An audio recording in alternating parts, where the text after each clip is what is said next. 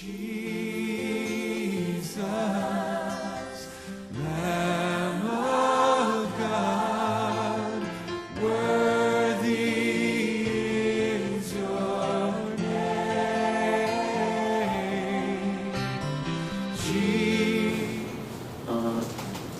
한 10년쯤 된 영화인데 그 로빈 윌리엄스와 맷 데이먼이 주연한 굿윌 헌팅이라는 그런 영화가 있습니다. 이 영화의 내용이 어떻게 되냐면 웨일이라는 그런 천재가 있었어요. 이 웨일은 천재였지만 내면적인 그런 상처를 가지고 20년 동안 빈민계층의 노동자 친구들과 함께 지냈습니다. 우연히 그의 천재성을 발견한 MIT 교수가 그를 키우려고 그와 함께 지내면서 한편으로는 정신과 치료를 받게 해서 그의 상처를 치료하려 합니다. 그런데 이 천재적인 윌은 만나는 정신과 의사의 책을 미리 다 읽고 의사의 내면을 정확히 분석하여서 오히려 그 정신과 의사들을 당황케 하고 포기하게 만들었어요. 5명의 심리학자를 갈아치운 후 마지막으로 로빈 윌리엄스가 배역한 쇼니라는 심리학자에게 맡겨집니다. 그도 역시 처음에는 웨일에게 자신의 상처를 읽혀버렸어요. 다 읽혀버리고 그로 인해서 당황하게 되고 이제 헤어지게 됐는데, 처음에는 이렇게 당황하고 헤어지고 다시 만나기로 했는데 두 번째 만나면서 호수에 있는 공원에서 이 웨일을 만난 그런 쇼니 그에게 이렇게 얘기합니다. 지난번에 너를 만난 후 처음에는 잠을 미룰 수가 없었지만 곧 평안해졌어. 왜냐하면 너는 아무것도 모르는 애이기 때문이지. 내가 미술에 대해서 물으면 너는 온갖 정보를 다 갖다 댈걸? 미켈란젤로를 예로 들어볼까? 그에 대해 잘 알 거야. 그의 걸작이나 그의 정치적 야심, 교황과의 관계까지도 알 거야. 그치? 하지만 시스타나 성당의 내음이 어떤 건지는 모를걸? 한 번도 그 성당의 아름다운 천장화를 본 적이 없을 테니까. 하지만 난 봤어. 전쟁에 관해 묻는다면 섹스피어의 명언을 인용할 수도 있겠지. 다시 한 번 더 지나세 친구들이야 하며. 하지만 넌 상상도 못해. 도움의 눈빛으로 널 바라보면서 마지막 숨을 거두는 걸 지켜보는 게 어떤 건지. 사랑에 관해 물으면 한수 씨까지 옳겠지만 한 여인에게 완전히 프로가 되어본 적은 없을걸?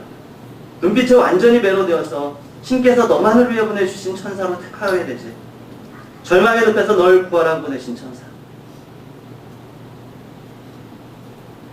여러분, 이 영화를 보면서 한 가지 깨닫는 점이 있습니다. 지식적인 알만으로 온전히 안다고 말할 수 없다는 것이죠. 많은 것들을 이 윌이라는 그런 청년들은 천재가 모든 것을 다 하지만 그것을 안다고 말할 수가 없다는 것입니다. 진정한 알림은 삶 가운데서 체험되어지고 경험하게 될 때 이루어집니다. 우리가 하나님에 대해서 많은 지식을 가질 수 있지만 하나님을 모를 수 있다는 것입니다. 주님과의 만남이 없다면 아무리 해박한 성경 지식을 가지고 있다 하더라도 그것으로 주님을 안다고 할 수 없습니다. 시편 34편 8절에서는 너희는 여호와의 선하심을 맛보아 알지어다 라고 말씀합니다. 성경은 하나님에 대해서가 아니라 하나님을 알라, 하나님 그분을 알라, 그분이 어떤 분인지 맛보아 알라, 그렇게 말씀하고 있습니다. 주님을 알기 위해서는 주님을 만나야 됩니다. 주님을 만나지 아니하고서 인격적인 주님과의 그런 관계가 형성되어지지 아니하고서는 결코 주님을 알 수도 없고, 주님을 못하는 지식은 공허한 울림이 될 수밖에 없기 때문입니다. 오늘 본문에서는 한 맹인의 이야기가 나옵니다. 우리 주님께서 여리고로 들어가실 때 만난 이 소경이 예수님을 그런 만나는 과정을 통하여서 어떻게 그의 삶이 변화되어지고 어떻게 그가 주님을 고백하게 되었는지 오늘 말씀을 통해서 보여주고 있습니다. 오늘 본문의 통해서 한 가지 알려주시는 것은, 먼저 주님과의 만남은 추상적인 언어를 실제적 언어로 바꿔놓는다는 사실이에요. 이 여리고 맹인은 주님을 만나기까지 어두운 인생이었습니다. 구걸하는 인생이었고 고통의 인생이었어요. 그는 예수님의 소문을 들었을 것입니다. 그 지역의 모든 사람들이 예수님의 그런 소문을 들었을 테니까. 지나가는 사람으로부터도 들었을 것이고, 또는 같이 구걸하는 사람으로부터도 소문을 들었을 것입니다. 병을 치료하는 치유자이고, 죄인들의 친구이고, 사랑이 많은 분이시고, 그분은 대단한 분이다. 많은 소문을 들었다는 것이죠. 하지만 아직 소문으로 들었을 뿐입니다. 그에게 그러한 말들은 그의 인생을 변화시키지 못하는 추상적인 언어였다는 것이죠. 하지만 이 맹인이 주님을 만났을 때 이 추상적인 언어가 실제적인 언어가 되었습니다. 이제는 남에게 들은 예수님이 아니라, 남이 고백한 예수님이 아니라 자신이 직접 고백할 수 있게 되었다는 것입니다. 이 맹인이 예수님을 만남으로 치유의 하나님을 직접 경험하게 되었다는 것이죠.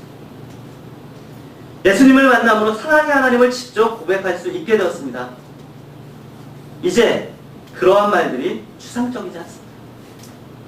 굉장히 막 뜬구름 잡듯이, 그래, 사랑의 하나님이 어떤 분이실까? 이런 하나님일 거야.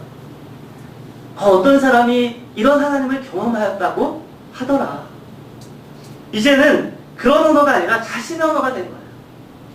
하나님께서는 나의 하나님이시고, 나에게 다가오셔서 나를 만져주신 분이시고, 나를 치유해 주신 분이시고, 나를 회복해 주신 나의 주, 나의 하나님입니다. 예수님을 만남으로 말미암아서 이제는 그의 언어가, 예수님에 대한 그런 고백이 실제적인 언어가 되었다는 것이죠. 여러분, 우리는 혹시 추상적인 언어에 머물러 있지는 않습니까? 많은 부분, 우리가 지식적으로 알고 많은 것을 듣지만, 많은 소문을 듣지만 소문에 그치지는 않습니까? 여러 좋은 성경 구절과 예수님에 대한 얘기를 듣고 있지만 아직도 어두워서 보지 못하고 내면적인 병과 고통 가운데서 다른 사람들이 말하는 그 추상적인 언어만 되뇌이고 있지는 않느냐는 말입니다.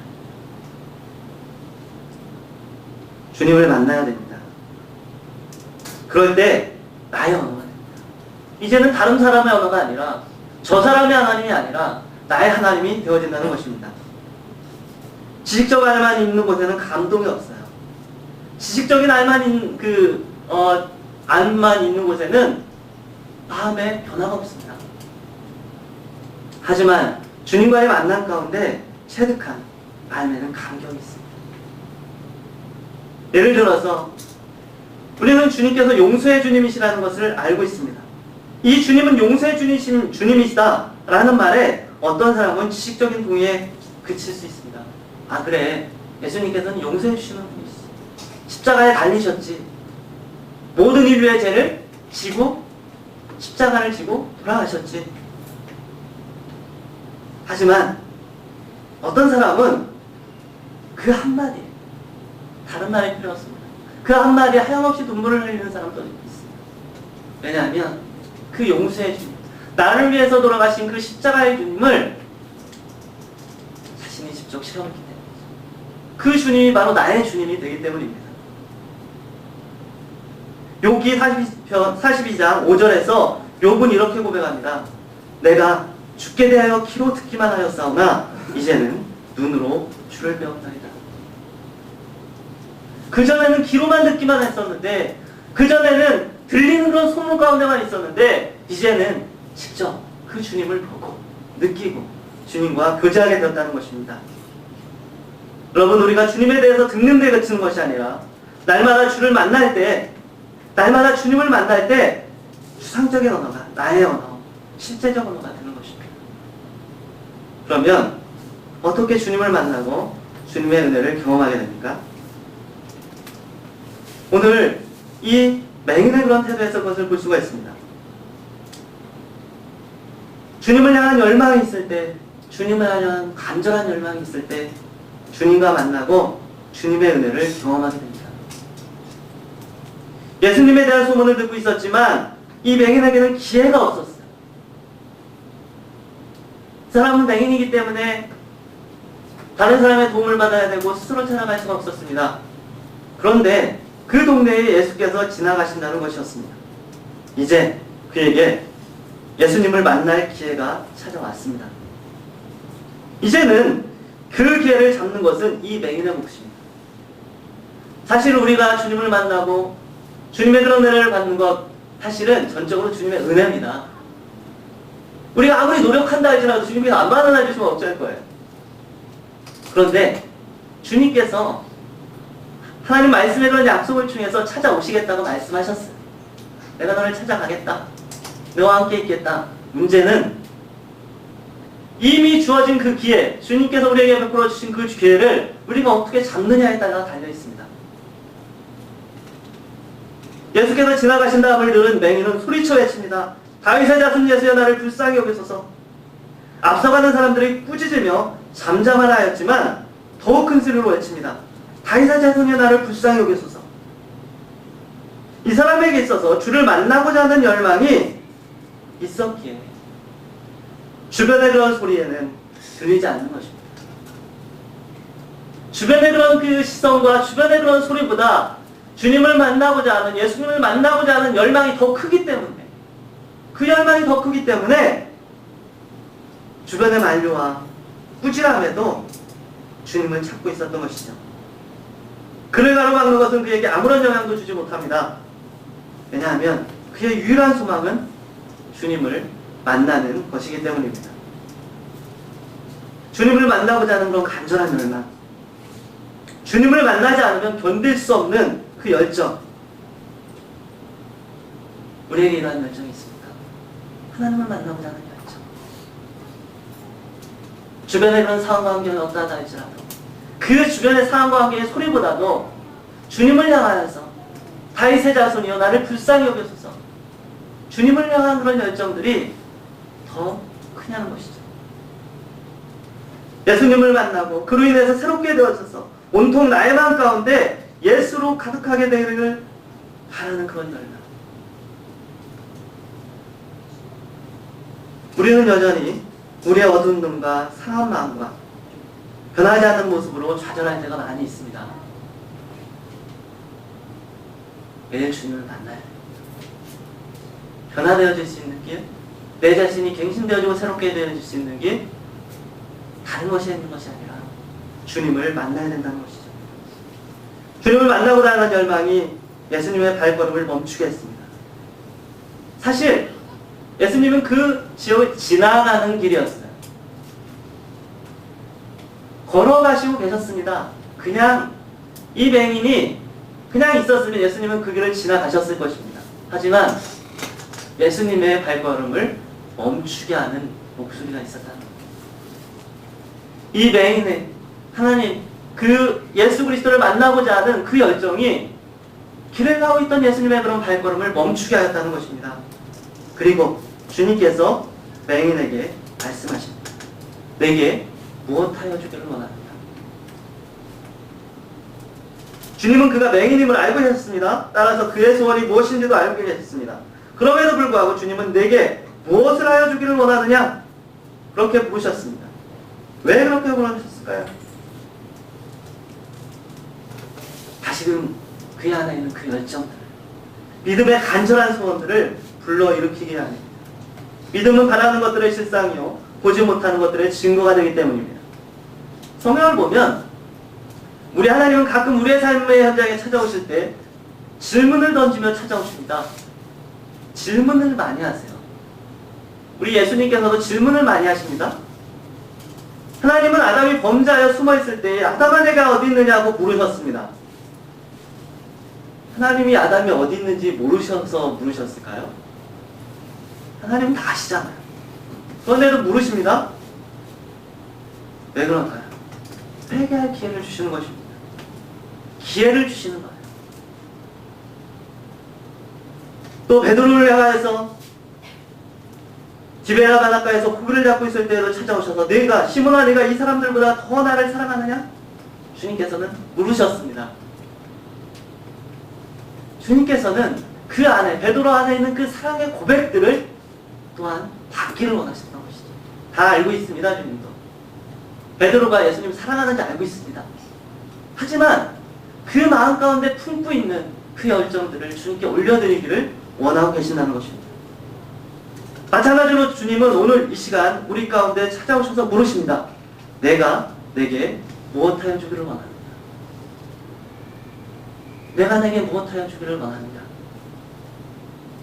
우리는 주님의 이 질문에, 주님의 이 물음에 무엇이라 답할 것입니까? 주님께는 물으세요. 그때 우리는 무엇이라 답할 것입니까? 돈 많이 벌게 해주세요. 그렇게 답할 것입니다.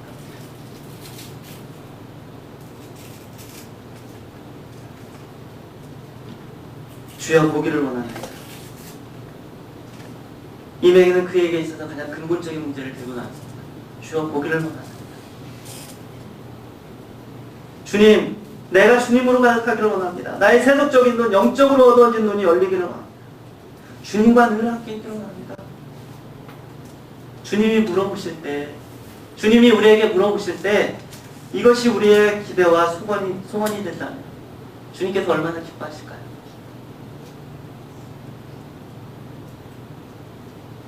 이 주님을 향한 간절함에 대한 주님의 대답은 내 믿음이 너를 구원하였느니라 말씀하셨습니다. 이 간절함, 하나님을 향한, 그리고 주님을 향한 이 간절함이 믿음의 발로라는 것이죠. 여러분, 하나님은 믿음의 소원, 믿음의 열망을 통해서 역사하십니다. 주님께서는 너희가 온 마음으로 나를 구하면 나를 찾을 것이요 나를 만나리라고 그렇게 말씀하셨습니다. 기회는 이미 열려져 있습니다. 주님께서 약속해 주셨고 기회는 이미 열려져 있어요. 이제 우리의 몫입니다. 우리가 온 마음으로 주를 구하고 주를 찾는 열망으로 가득하게 될 때 주님께서 만나주시고 응답해 주시는 것이죠. 아시시의 성전을 이끄는 프란시스가 그런 소원이 있었다고 합니다. 그 프란시스는 역사상 예수님을 가장 많이 닮은 사람이라고 그렇게 일컬어지는 성인입니다. 근데 그의 소원은 다른 데 있지 않았습니다. 내가 위대한 사람이 되겠다. 크게 쓰임받겠다. 그에겐 그런 소망이 있지 않았습니다. 내가 어떻게 하면 예수님의 그런 고난에 참여할까? 내가 어떻게 하면 예수님을 닮을 수 있을까? 내가 어떻게 하면 예수님께 가까이 나갈 수 있을까? 온통 그 안에는 예수님밖에 없었습니다. 그래서 그의 가장 큰 소원이 그거였다고 합니다. 그 예수님께서 십자가에 돌아가실 때 손에 못자국과 옆구리에 참자국이 있었지 않습니까? 예수님처럼 참 모든 것을 예수님 다 있기 원하기 때문에 그 예수님의 그런 성까지도 나에게도 그 예수님의 그런 고통들을 그 정말 십자가의 그런 상흔들이 나에게도 있었으면 좋겠다.